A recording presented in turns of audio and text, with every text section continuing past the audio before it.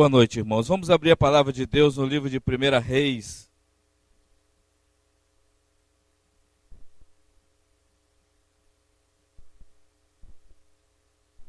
No capítulo 13. Nós vamos ler aí alguns versículos, gostaria que você me acompanhasse.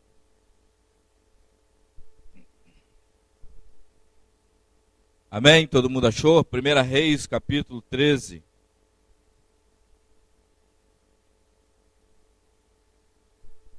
Começando com o verso 1, nós vamos até o 26. Por ordem do Senhor, um homem de Deus foi de Judá a Betel, quando Jeroboão estava em pé, junto ao altar para queimar incenso. Ele clamou contra o altar, segundo a ordem do Senhor. Ó altar, assim diz o Senhor, um filho nascerá na família de Davi, e se chamará Josias. Sobre você ele sacrificará os sacerdotes dos altares idólatras, que agora queimam incenso aqui, e ossos humanos serão queimados sobre você. Verso 3. Naquele mesmo dia o homem de Deus deu um sinal. Este é o sinal que o Senhor declarou. O altar se fenderá e as cinzas que estão sobre ele se derramarão. Quando o rei Jeroboão ouviu que o homem de Deus proclamava contra o altar de Betel, apontou para ele e ordenou: prendam-no. Mas o braço que ele tinha estendido ficou paralisado e não voltava ao normal. Além disso, o altar se fendeu e as suas cinzas se derramaram conforme o sinal dado pelo homem de Deus por ordem do Senhor. Então o rei disse ao homem de Deus: interceda junto ao Senhor, o seu Deus, e ore por mim, para que o meu braço se recupere. O homem de Deus intercedeu junto ao Senhor, e o braço do rei recuperou-se e voltou ao normal. Verso 7. O rei disse ao homem de Deus: venha à minha casa e coma algo, e eu o recompensarei. Mas o homem de Deus respondeu ao rei: mesmo que me desse a metade dos seus bens, eu não iria com você, nem comeria, nem beberia nada neste lugar, pois recebi essas ordens pela palavra do Senhor. Não coma pão, nem beba água, nem volte pelo mesmo caminho por onde foi. Por isso, quando ele voltou, não foi pelo caminho por onde tinha vindo a Betel. Verso 11. Ora, havia um certo profeta já idoso que morava em Betel. Seus filhos lhe contaram tudo que o homem de Deus havia feito naquele dia e também o que ele dissera ao rei. O pai lhes perguntou por qual caminho ele foi, e os seus filhos lhe mostraram por onde tinha ido o homem de Deus que viera de Judá. Então disse aos filhos: selem o jumento para mim. E depois de selarem o jumento, ele montou e cavalgou à procura do homem de Deus, até que o encontrou sentado embaixo da grande árvore. E lhe perguntou: você é o homem de Deus que veio de Judá? Sou, respondeu. Verso 15. Então o profeta lhe disse: venha à minha casa comer alguma coisa. O homem de Deus disse: não posso ir com você. Não posso comer pão e beber água neste lugar. A palavra do Senhor deu-me esta ordem: não coma pão, nem beba água, nem volte pelo mesmo caminho por onde você foi. O profeta idoso respondeu: eu também sou profeta como você. E um anjo me disse por ordem do Senhor: faça-o voltar como você para a sua casa, para que coma pão e beba água. Mas ele estava mentindo. E o homem de Deus voltou com ele e foi comer e beber em sua casa. Enquanto ainda estavam sentados à mesa, a palavra do Senhor veio ao profeta idoso que o havia feito voltar. E ele bradou ao homem de Deus que tinha vindo de Judá: assim diz o Senhor, você desafiou a palavra do Senhor e não obedeceu a ordem que o Senhor, o seu Deus, lhe deu. Você voltou e comeu pão e bebeu água no lugar para onde lhe falou que não comesse nem bebesse. Por isso, o seu corpo será sepultado no túmulo dos seus antepassados. Quando o homem de Deus acabou de comer e beber, o profeta idoso selou seu jumento para ele. No caminho, um leão atacou-o e o matou. e o seu corpo ficou estendido no chão, ao lado do leão e do jumento. Algumas pessoas que passavam viram o cadáver estendido ali, um leão ao lado, e foram dar a notícia na cidade onde o profeta idoso vivia. Quando este soube disso, exclamou: é o homem de Deus que desafiou a palavra do Senhor. O Senhor o entregou ao leão, que o feriu e o matou, conforme a palavra do Senhor. Vamos orar. Senhor, tua palavra foi lida. É um texto aqui, Deus, que nos traz muitas verdades, ó Deus, nos trazem alguns alertas. Mas nós pedimos a revelação do teu Espírito nessa noite, ó Deus, para poder expressar, ó Deus, aquilo que o Senhor tem ministrado no meu coração através desse texto. E eu peço que assim seja também para a vida dos meus irmãos que estão aqui nessa noite. Por isso nós pedimos, Senhor, a unção do teu Espírito sobre quem vai falar e também sobre quem vai ouvir. Repreendemos na autoridade do nome de Jesus tudo aquilo que venha contra, que venha roubar, ó Deus, que venha querer, Deus, dizer que não é assim como o Senhor vai ministrar para nós nessa noite. Em nome de Jesus, amém. Fica a sua Bíblia aberta, nós vamos olhar algumas coisas nesse texto aqui que me chamou muita atenção. Em primeiro lugar, quando nós olhamos, particularmente eu, quando eu olho para esse texto, eu fico pensando, o que aconteceu de errado na vida desse homem? Ele começou tão bem, mas terminou mal. Essa é a história de muitas pessoas. Quando você olha para os livros aqui de Reis, depois nós vamos para Crônicas, nós vamos ver que muitos reis começaram bem e terminaram mal. Alguns começaram mal e terminaram bem. Outros foram intermediários aí no meio do caminho. Começaram bem, no meio do caminho ficaram mal, depois terminaram pior ainda. E outros, ao contrário disso, começaram mal, ficaram mais ou menos, depois melhoraram. E sabe, muitas vezes é uma indagação na minha mente, o que faz uma pessoa ela começar bem alguma coisa? Seja um ministério, seja um empreendimento, seja na sua vida particular, dentro de uma modalidade de atletismo, no esporte, e ela não manter aquilo e de repente naquilo que nós olhávamos assim, poxa, que coisa maravilhosa, que coisa boa, olha que ministério, olha que homem de Deus, mas passa-se o tempo, nós ouvimos más notícias, nós ouvimos que muitos ministérios que começaram bem, depois terminam em nada. Eu fico sempre com essa indagação, e eu acho que muitas pessoas também ficam. E sabe, eu não sei quantas vezes já li esse texto, eu já dei aula sobre esse texto no livro na matéria de oração, tem uma parte que fala aqui, lá tem algumas perguntas, eu estava revisando essa semana, sobre algumas perguntas e algumas respostas que tem dentro desse texto, mas eu fiquei pensando, olha só, esse homem, então quanto de ensinamento nós podemos tirar na vida desse homem? Mas houve um detalhe, e no final, mais para frente, eu quero falar sobre esse detalhe que fez a vida dele terminar mal.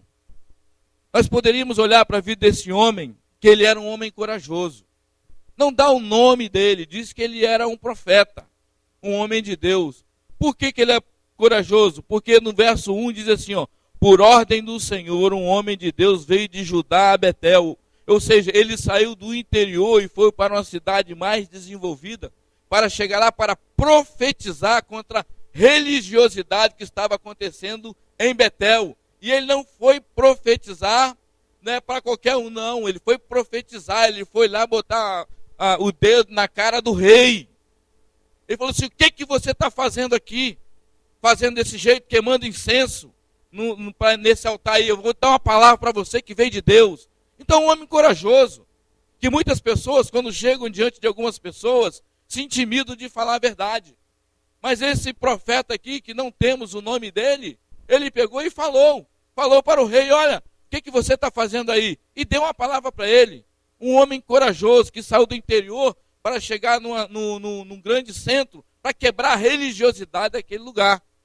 Então, isso é uma virtude? É uma virtude. Ele também tinha uma característica que, se você fosse chamado disso, e ninguém aqui no texto discordou que ele era. Se alguém chegar para você assim, você é um homem de Deus? Sou.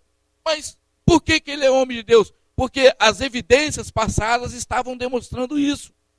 Ele tinha coragem, ele estava profetizando, profetizou a verdade, teve grandes feitos. Aquilo que ele profetizou naquele momento ali aconteceu. Então nós poderíamos parar a mensagem aqui e falar assim: o que nós temos de errado para falar desse homem? Um homem corajoso, um homem de Deus, um homem que executou um grande feito aqui. Mas nós também podemos aprender algumas coisas que, se nós não vigiarmos, nós podemos cair na mesma armadilha que ele caiu. Mas ainda não é o fator principal que o fez começar bem e terminar mal. O que nós podemos ver? O que nós podemos aprender de alguma coisa que ele fez aqui e depois pode acontecer conosco, e talvez no decorrer da sua vida você vai passar por muitas experiências assim. Eu acho que homens de Deus e mulheres de Deus atravessam várias fases em sua vida. Aconteceu aqui com ele. Ele tinha alcançado uma grande vitória. E sabe, devemos vigiar que sempre depois de uma grande vitória vem uma grande batalha. E talvez essa batalha, após uma grande vitória, pode vir uma grande derrota na sua vida. Porque você enche o teu coração de orgulho, achando que aquilo que aconteceu foi por causa de você. E quem iria discordar desse homem aqui, que foi através dele que a profecia aqui se cumpriu?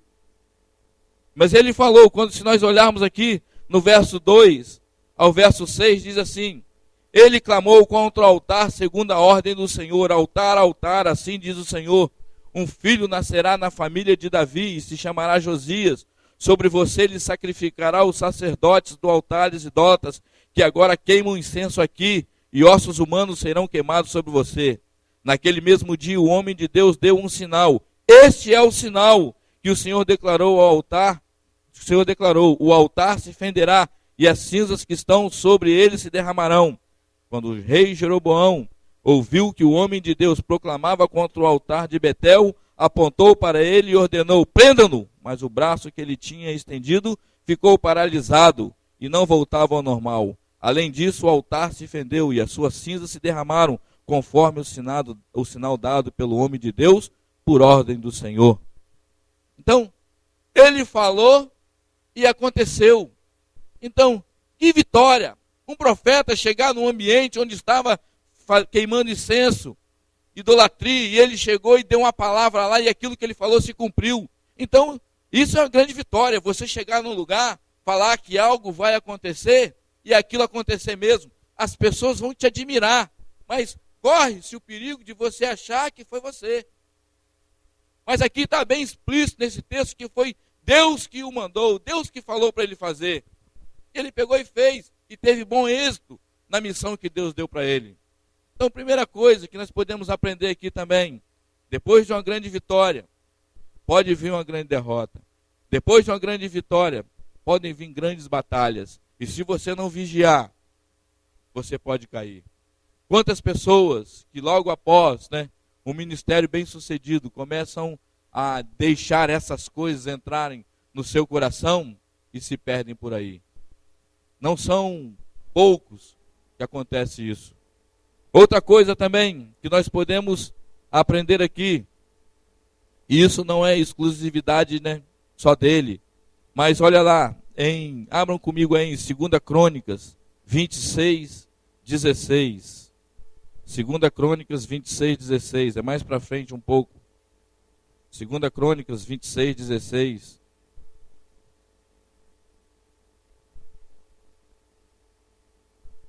Entretanto, depois de Uzias se tornou poderoso, o seu orgulho provocou a sua queda.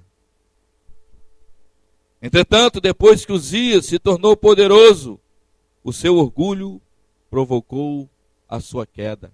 Então, mais um rei que depois tinha feito grandes coisas para Deus, o orgulho entrou no coração dele e isso provocou a sua queda.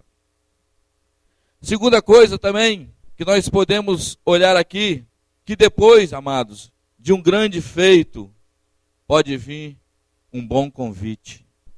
Se nós olharmos aqui no verso 7, depois que ele havia feito, ele tinha profetizado, depois que o rei se levantou contra ele, ele falou que o braço do rei ficou seco. Depois de ele haver orado para que o braço do rei tivesse voltado para o lugar, o rei fez um convite para ele. Verso 7. O rei disse ao homem de Deus: venha à minha casa e coma comigo, e eu o recompensarei. Cuidado, amados, com as ofertas. Você pode fazer uma coisa boa, como esse homem, esse profeta que fez. Você pode fazer um grande feito, você pode fazer coisas bem feitas. E vão chegar ofertas para você, tentadoras, para te desviar do foco. Você faz uma coisa boa, automaticamente você quer receber elogios. E muitas vezes você recebe elogios. Mas nós devemos tomar cuidado, tanto com os elogios, quanto com as críticas. Talvez, eu acho, dentro do reino de Deus, falando seriamente, muito melhor nós recebermos críticas do que elogios. Porque os elogios fazem nos ficar inchados. E as críticas fazem nos curvar e baixar nossa cabeça. Mas a Bíblia diz que o caminho para você ser exaltado é a humilhação. Mas só que ninguém gosta disso. Então, muitas vezes, em determinadas situações, você vai ser criticado. Mas eu acho que com a crítica ninguém fica orgulhoso. Mas com elogio, as pessoas ficam orgulhosas. Você não precisa ficar dependendo de elogio nem crítica para fazer aquilo que você acha que é certo. Se é certo, você faz, vai fazendo. Sempre vão haver pessoas que vão te criticar e pessoas que vão te elogiar. Toda decisão que você tomar, você vai ter que saber lidar com esses dois polos. Então, uma decisão, ela gera isso, né? A bipolaridade. Você vai ser criticado de um lado e você vai ser elogiado do outro. Mas o que importa é se a decisão que você está tomando é certo, é fazer a vontade de Deus. Esses dias eu assisti um filme, eu não lembro o nome do filme, que era uma questão de submarino. Eu até falei para a Jovem, um filme muito bom sobre liderança. Um homem muito duro, era um navio russo, que talvez era o maior navio que fizeram, nuclear. E colocaram um comandante muito linha dura para dirigir esse navio. Só que tinha um comandante abaixo dele, um capitão abaixo dele, que era antes dele. E quando ele estava lá no comando, então ele levou a tripulação a um estresse muito grande. E aquele submarino não estava preparado.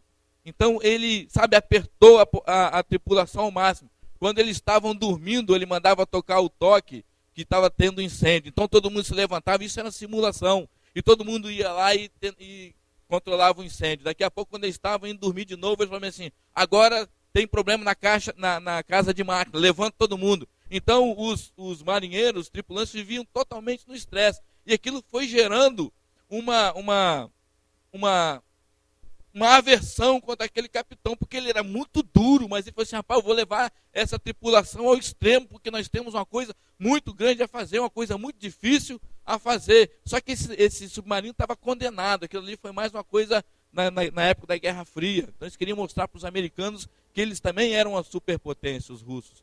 E esse navio esse submarino, foi indo, só que em determinado momento houve um motim, e pegaram esse capitão, dois que faziam parte ali, dos oficiais, pegaram a arma e foram nesse capitão que botava a tripulação no extremo, pegaram, apontaram a arma para ele e falaram assim: você está preso. Só que o capitão anterior não estava na hora, então prenderam, algemaram ele numa posição lá e pegaram a chave. E ele chegou e falou assim: olha, capitão, o que nós fizemos para você? Você é o nosso capitão, esse que está aí foi colocado pelo comando, mas nós somos seus soldados. Aí ele falou bem assim: me dá a arma aqui. Nesse submarino não pode ter isso não. Me dá a chave da algema. Aí eles foram e deram. Quando ele deu a chave ele deu a arma e deu a chave da algema, ele apontou a arma para os dois e falou assim: prenda esses dois homens. Esses dois homens eram amicíssimos dele. Já eram assim, de várias batalhas. Aí os dois ficaram espantados: o que ele está fazendo? Prenda. Aí prendeu, aí pegou a chave, abriu o senhor é o capitão. Aquele homem ficou muito admirado com a atitude daquele, porque eles já tinham tido problemas também. Passaram-se muitos anos, eles ficaram os dois velhos.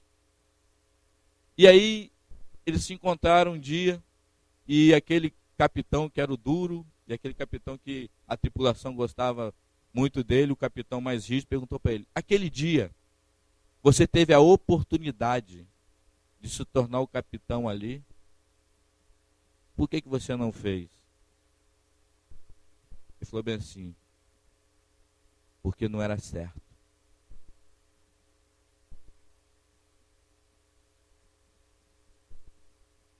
Muitas vezes, irmãos, nós arrumamos um monte de desculpa, mas tem coisa que não é certo fazer.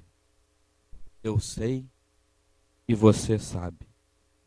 Então, você pode conquistar uma vitória, você pode receber, de repente, uma boa proposta, mas você e eu sabemos se aquilo é certo ou errado. Devemos fazer o certo.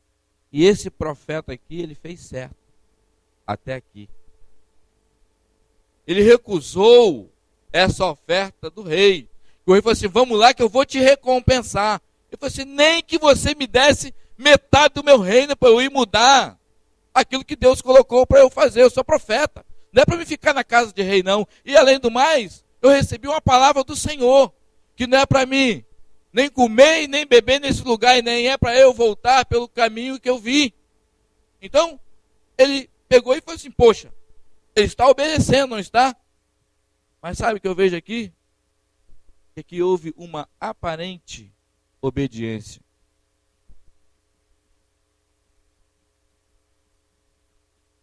Você já ouviu isso? Obediência aparente? Assim como eu penso que existe fé em vários níveis, eu também penso que a obediência existe em vários níveis também. Este homem, aparentemente, ele obedeceu a Deus. No verso 8, ele diz assim: mas o homem de Deus respondeu ao rei: mesmo que me desses a metade dos meus bens, eu não iria com você, nem comeria, nem beberia nada nesse lugar, pois recebi essas palavras do Senhor: não coma pão, nem beba água, nem volte pelo mesmo caminho por onde foi. Verso 16 ao 18. Aqui chegou também um homem, um profeta, também não diz o nome dele, e faz o mesmo convite para ele. Ele diz: o homem de Deus, não posso ir com você, não posso comer pão em água nesse lugar. A palavra do Senhor deu-me esta ordem: não coma pão nem beba água lá, nem volte pelo mesmo caminho por onde foi. O profeta idoso respondeu: eu também sou um profeta como você. E um anjo me disse por ordem do Senhor: faça-o voltar com você para a sua casa para que coma pão e beba água. Mas ele estava mentindo. Então, aparentemente ele obedeceu. E muitas pessoas aparentemente também obedecem. Então gostaria de falar nessa noite também sobre 3 níveis de obediência. Há uma obediência que ela é parcial. Sabe? Existem esses níveis de obediência. O que é obediência parcial? É você vai obedecendo até onde te convém. Sabe? Na vista dos outros, você está fazendo tudo certinho. Esses dias nós estávamos comentando aqui. Isso aqui é para as pessoas que vivem aqui, não são as pessoas de fora. Mas nós podemos também aplicar isso dentro da igreja. Há pessoas que são muito ativistas dentro das igrejas, fazem muitas coisas, não é? Há pessoas aqui, por exemplo, dentro do seminário, se escondem atrás de um trabalho. A pessoa é trabalhadora, sabe? Muito zelosa pelo trabalho, mas a nossa vida não se resume só nisso. Então, por causa disso, tem aquela aparência, sabe, de obediente.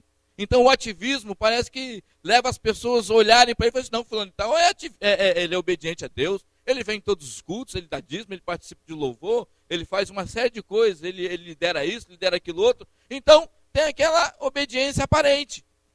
Mas, até ao ponto em que não vai mexer muito com a vida dele. Até o ponto em que não vai tirá-lo da vida cômoda que ele vivia. Até o ponto onde que, se ele der mais um passo na direção de obedecer a Deus, não vai envolver isso o futuro que ele tinha planejado. Muitas pessoas estão, pai, Deus está falando isso comigo, está falando isso comigo. Por que você não faz? Mas isso aqui é. Como ouvimos o teatro ontem à noite aqui. Tem meu pai, tem minha mãe, tem minha igreja, tem um salário. Então, mas se você olhar, não, pessoa obediente, cheirosa, bonita, bíblia embaixo do braço, culto, filho, todo mundo junto. Mas é a aparência. Só vai até aonde lhe convém. Há também outro tipo de obediência, que é a obediência intelectual. Então essa é você, a pessoa está ali mais ou menos ali em Romanos 7. Ela sabe o que deve fazer, mas não faz. Então muitas pessoas, quando você vai conversar com elas, que estão passando por determinados problemas, você chega assim, rapaz, mas você não sabe, você não leu, que se você fizer isso, vai acontecer isso. Sei. Mas por que você vai fazer então? Não sei. Claro que sabe. Claro que sabe. Ali está mostrando que ela sabe. Intelectualmente ela sabe. Mas falta ela praticar aquilo. E hoje pela manhã eu estava falando com o Gabriel. Perguntei para ele, Gabriel, você sabe por que Deus deixou a Bíblia para a gente? Ele falou, bem, sei, porque é a palavra de Deus, né? Eu disse, a Bíblia é um manual de vida para o homem. Tudo que você precisar está na Bíblia, para você viver e ser feliz.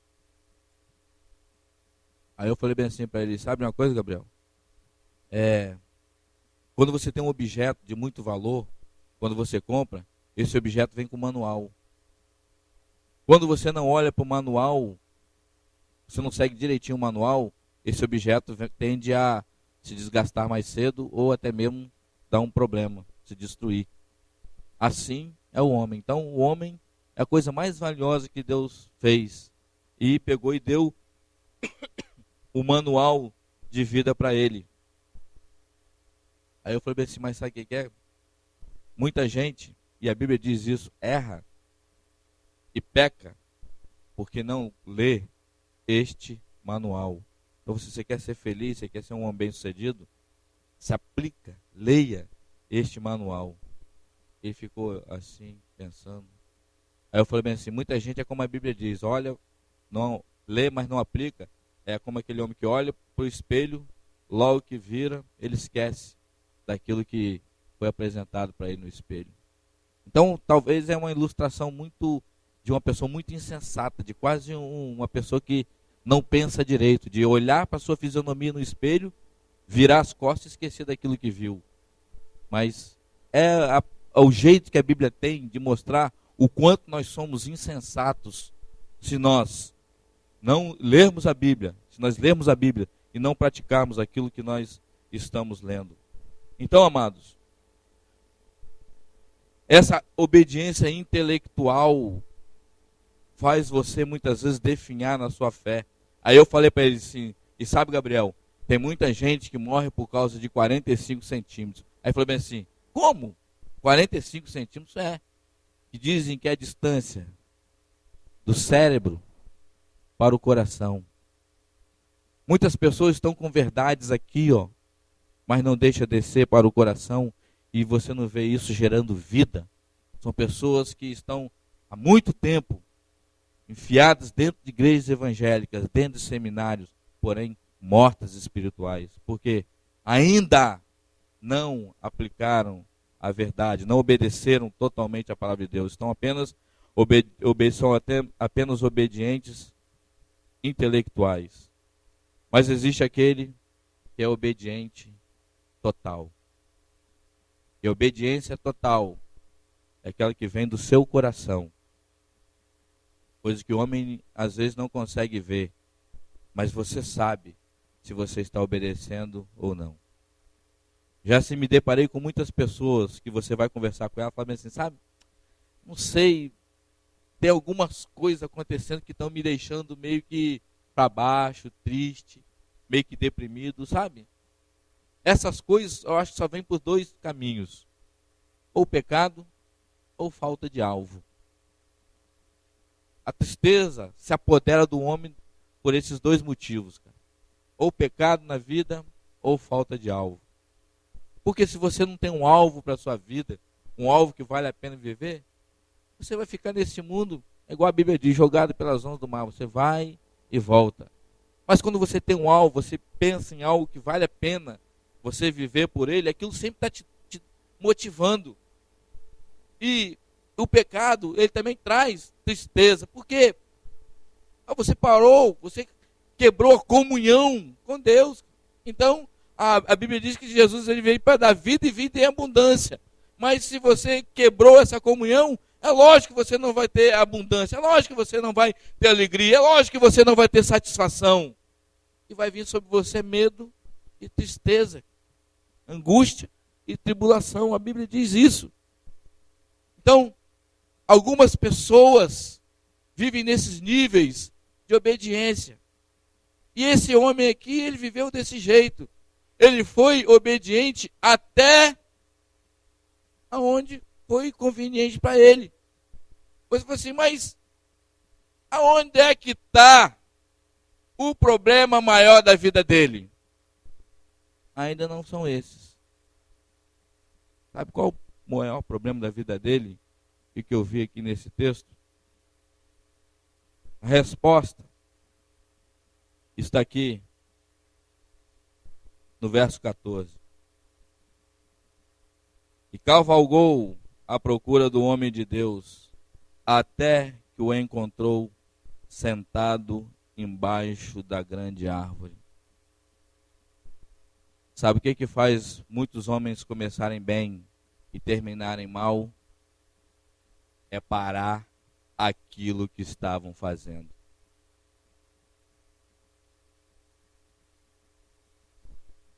Quando você está em movimento contínuo em direção ao teu alvo, você vai ser sucesso. Você não fica desanimado.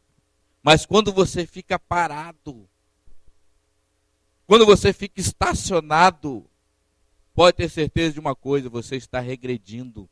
Sabe por quê? Os dias estão passando.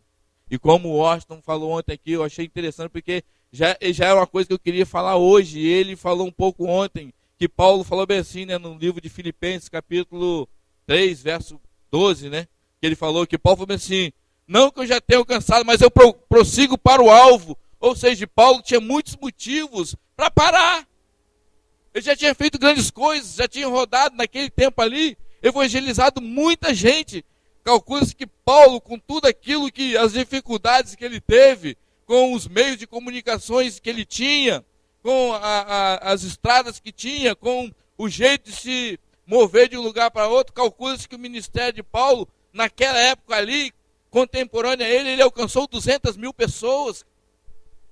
Isso é a história que diz. Imagina, sem internet, sem telefone celular, sem avião, sem barco, sem carro, só de camelo, a pé, em navio. Cada viagem às vezes demorava meses. Ele alcançou 200 mil pessoas. Mas sabe, ele falou assim, mas sabe, eu não conquistei ainda não, eu prossigo para o alvo. Mas muitas pessoas, às vezes, ainda não alcançaram nada, já estão parando antes de começarem.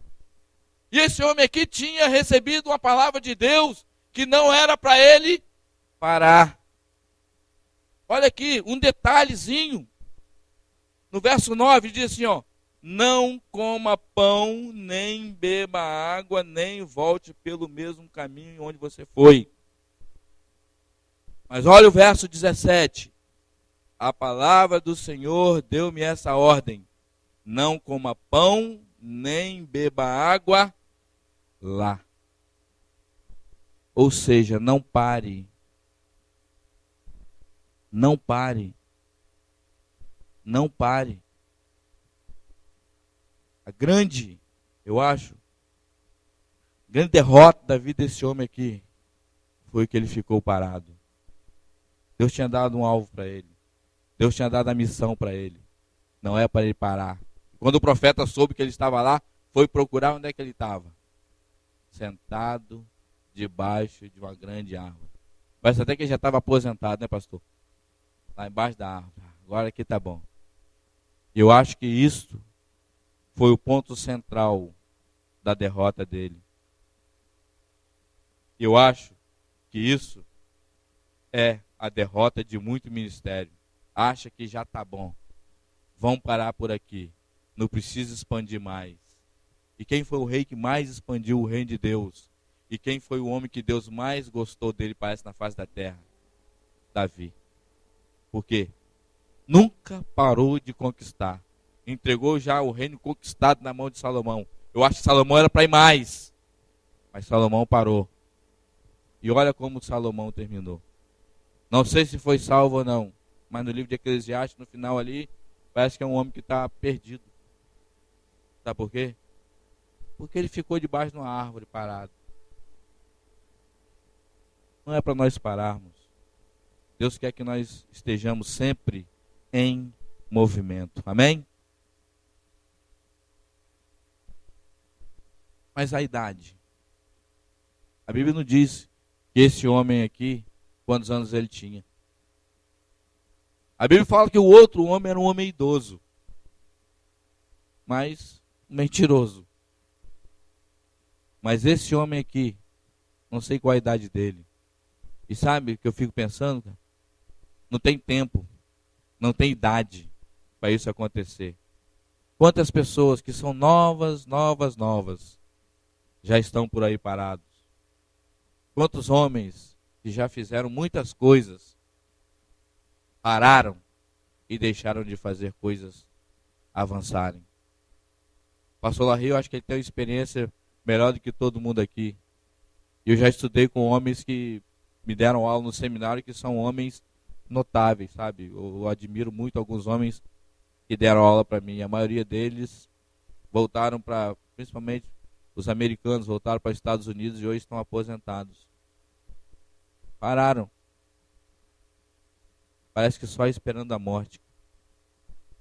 Mas o homem de Deus, um homem que tem visão, ele não fica parado. Ele está sempre em movimento. E sabe, amanhã nós vamos ter reunião. Segunda-feira, essa semana toda, vocês vão ter aula. Aguenta o pastor Larry.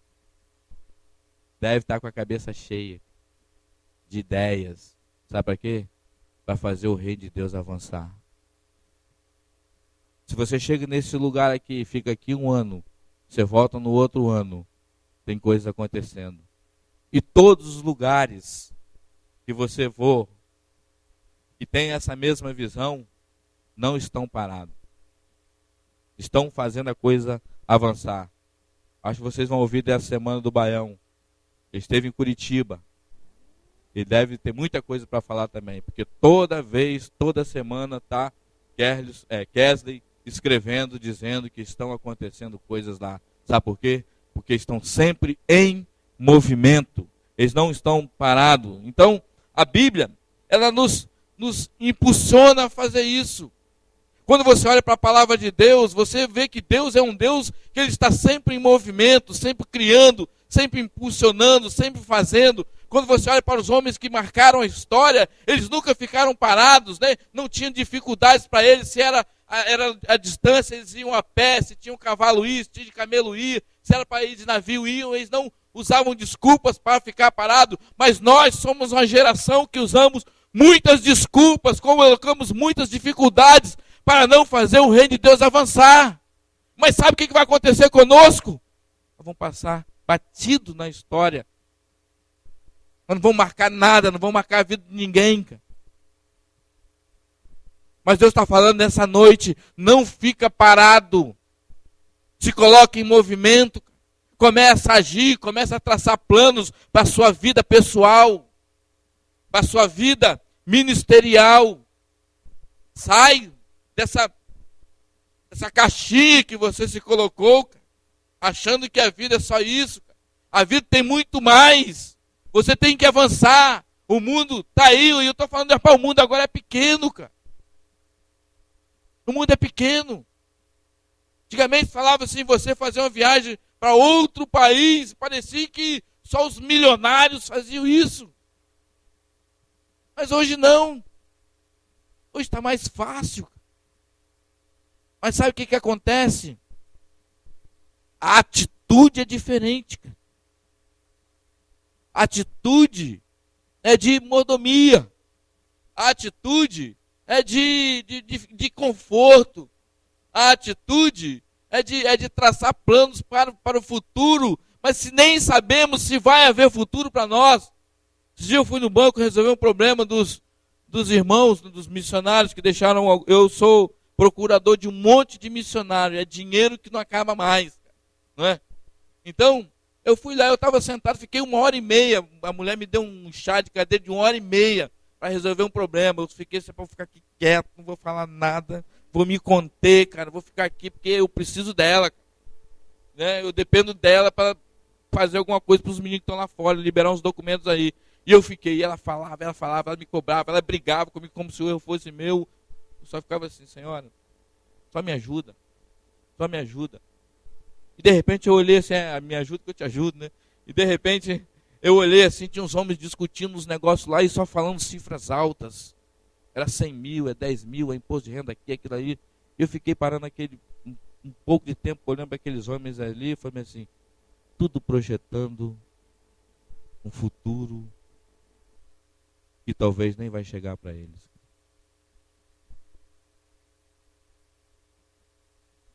A vida é feita no hoje. Esse homem, ele começou muito bem, mas ele não fez tão bem, porque não terminou tão bem, porque a obediência dele não foi total. A obediência dele foi parcial. Esses dias, uma irmã chegou lá em casa e pediu para a Andréia fazer um pão de queijo para ela. Minha esposa não é mineira, é carioca.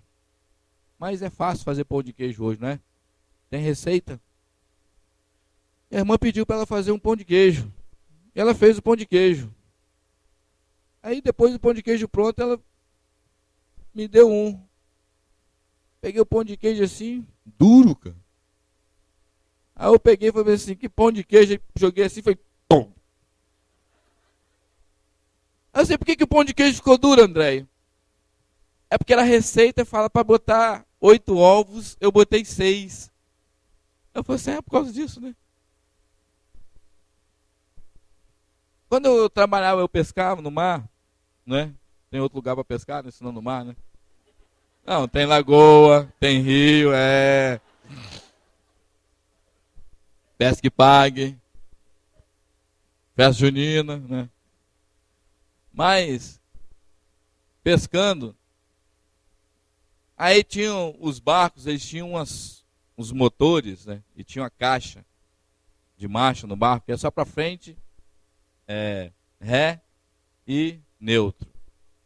Só que, de vez em quando, você tem que trocar o óleo dessa caixa, normal.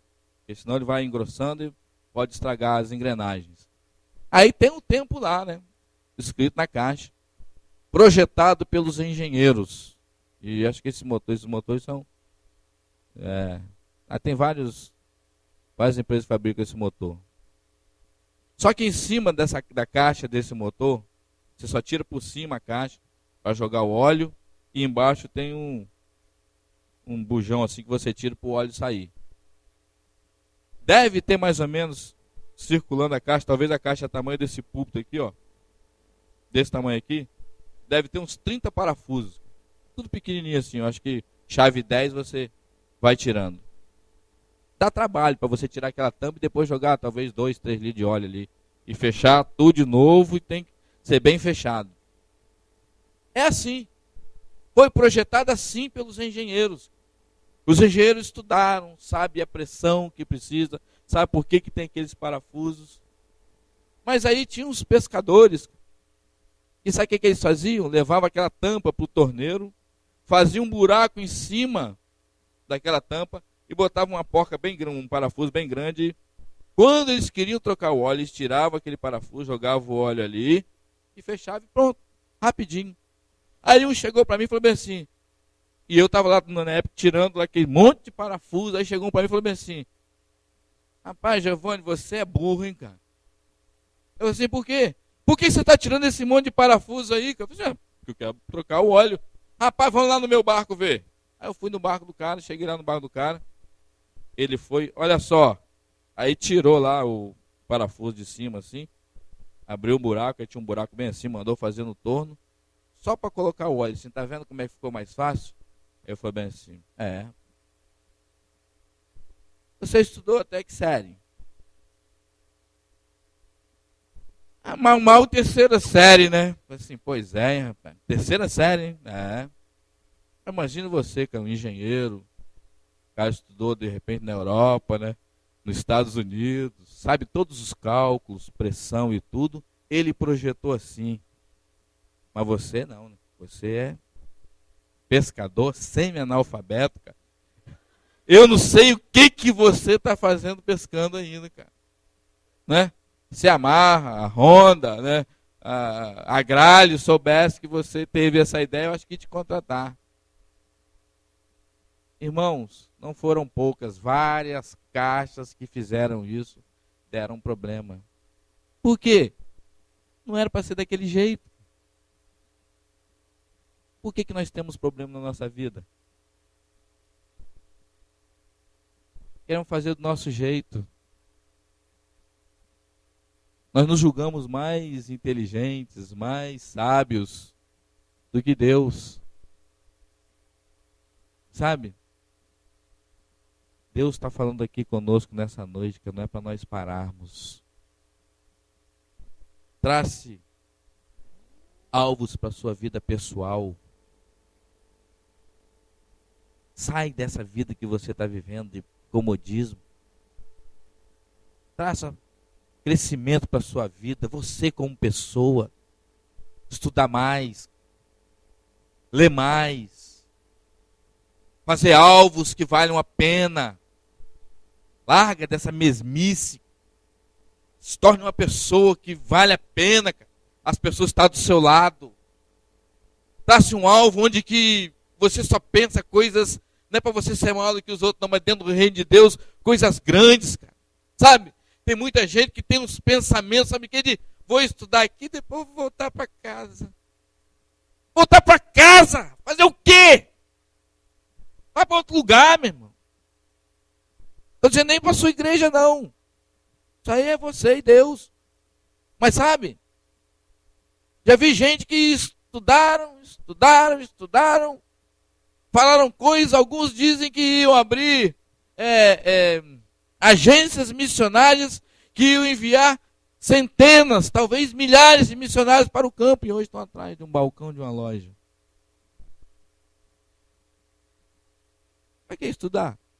No seminário para trabalhar de balconista? Sabe por quê? Houve um tempo na sua vida que parou. Talvez no meio da multidão. Ele ficou parado aqui, ó. Traça um alvo para a sua vida, irmão. Espiritualmente falando, desenvolva tua vida espiritual. Anda com homem e com mulher de Deus. Converse com pessoas que falam de Deus. Pessoas que têm projetos de Deus. Trace alvo para a sua vida. Ministerialmente falando. O que você pensa em fazer dentro do reino de Deus? Comece a batalhar dentro disso. Você, eu acho que já está no caminho certo. Só estando aqui. Mas isso não basta não. Isso não vai te fazer chegar lá. É o primeiro passo. Mas você não pode parar. Sabe? O tempo tem passado, né, para mim. Pouco tempo. Mas algumas coisas eu tenho visto lá atrás. O quanto eu ouvi, hoje estão se tornando verdades. Coisas que falaram para mim assim, quando você estiver no seminário, quando você estiver fora do seminário, você nunca vai ter mais tempo do que agora, enquanto você está no seminário. É verdade. Fala que depois que você sai do seminário, você tem que estudar muito mais do que você estudava no seminário. Eu assim, tá doido, já leio esse monte de livro, já estudo quase 8 horas por dia, hoje tem que estudar mais? Tem que estudar mais. Mas sabe o que isso faz, cara? Não faz você ficar parado e desenvolve a tua vida, ministerialmente falando. Hoje pela manhã, uns dias atrás eu falei de Caleb. Hoje eu dei a escola dominical lá para a igreja do pastor Giovanni Cruz, eu tornei a falar dele, porque me impressionou quando eu estava pensando nisso aqui, me veio ele na mente de novo. Um homem que não ficou parado, recebeu uma palavra com 40 anos, com 85 anos, ele tinha o mesmo vigor. Ele falou. Agora eu pergunto para você, se uma pessoa de 40 anos ficar parado, sem fazer nada, sem se exercitar, sem exercitar o corpo, sem exercitar a mente, sem criar alvos futuros para ficar motivado a viver, você acha que ele vai chegar com 85 anos com a mesma disposição de 40? Mas não vai mesmo. Infelizmente, né? A Bíblia não relata muita coisa da vida de Caleb. O que ele fez para se manter por tanto tempo naquela determinação? Coisas que nós olhamos assim, garimpamos ali em poucos textos que falam sobre ele, mas sabe, detalhes não tem. Você sabe por quê? Porque nessa noite talvez Deus está falando com você.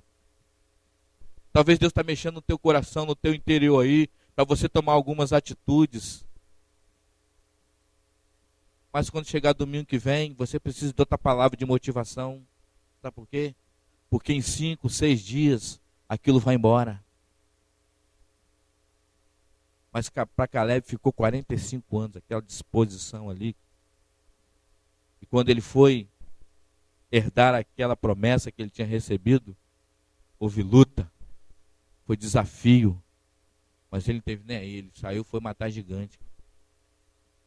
Amanhã vai se levantar um gigante para você. Sabe qual é? Para você não colocar em prática aquilo que Deus ministrou para você nessa noite. Mas em nome de Jesus, derruba esse gigante. Faça aquilo que Deus quer que você faça. Não para não. Não perde tempo. E sabe como que você vai ver se você está parado ou não? Tem um segredo. E não é segredo. Vida devocional. A vida devocional não serve para você deixar de tomar louça, não. Vida devocional, dentre muitas coisas, serve para você se analisar. Quais são as suas motivações de estar onde você está, de estar fazendo o que você está fazendo e como você pode fazer melhor.